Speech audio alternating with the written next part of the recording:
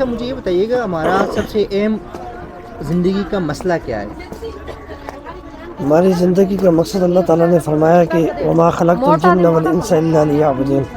اللہ تعالیٰ نے انسان کی تخلیق جو کی ہے اپنی عبادت کے لیے کی ہے. جن اور انسان ان کا تخلیق کا مقصد اللہ تعالیٰ نے اپنی عبادت کے لیے بنایا گیا ہے. باقی یہ دنیا کے جو اسباب ہیں یہ ضرورت کے مطابق ہمیں انہیں استعمال کرنا چاہیے. اللہ تعالیٰ سے مانگنا چاہیے اسباب، حلال اسباب. باقی دنیا کی دوڑ بھاگ کے پیچھے 24 گھنٹے اپنے صرف نہیں کرنی چاہیے.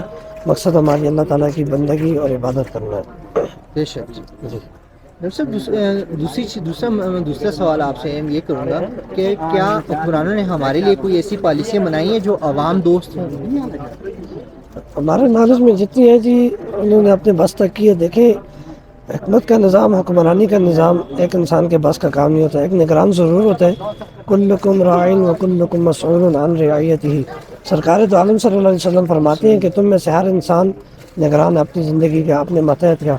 تو ہر بندہ اپنی ماتحت کا حکمران ہے، نگربان ہے. تو ہر بندے سے اس کی نگرانی کے متعلق، نگربانی کے متعلق کل قیامت کے دن سوال ہو جائے گا. تو یہ حکمران بنے ہیں تو ہمارا کام بنتا ہے ان کے ساتھ اچھے کاموں میں ان کے ہم پلہ ہونا چاہیے. ہم دست و بازو بن کے کام کرنا چاہیے. اگر کچھ خامی نظر بھی آئے ان کے اندر تو اس کی اصلاح کی کوشش کرنی چاہیے، تاکہ ایک معاشرہ، ایک ملک کا نظام، ایک ریاست کا نظام فرد واحد سے نہیں چلتا، افراد سے چلا کرتا ہے. تو اس لیے جب بہت سارے انسان ایک کوشش کریں گے، صفائی کریں گے، ان کے ساتھ مدد کریں گے تو انشاءاللہ ایک ملک اچھے نظام سے وابستہ ہوگا. ایک بندے کے کندھوں پہ اگر وہ ذمہ داری ڈال دی جائے تو میرے خیال سے بہت مشکل ہے وہ نظام چلنا. قاری صاحب تیسرا اور آخری سوال آپ سے یہ ہے کہ اگر آپ کوئی پیغام دینا چاہیں، عوام کو دینا چاہیں، حکمرانوں کو دینا چاہیں تو کیا پیغام دیں گے؟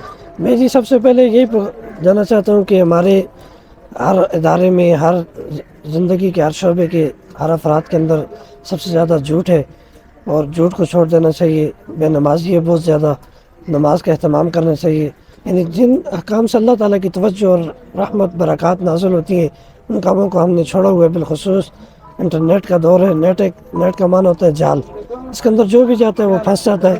تو پرفتن دور ہے بھائی، اپنی نگاہوں کو محفوظ رکھنا ہے، فتنوں سے بچنا ہے، سودی کاروبار سے، انشورنس سے، اس طرح کے تمام فراڈ سے اپنی جان کو بچانا ہے، اور اپنے متعلقین کو، دوست احباب کو، بچوں کے ماحول کو مہیائی سے روکنا ہے اور روکنے والوں کا ساتھ دینا ہے.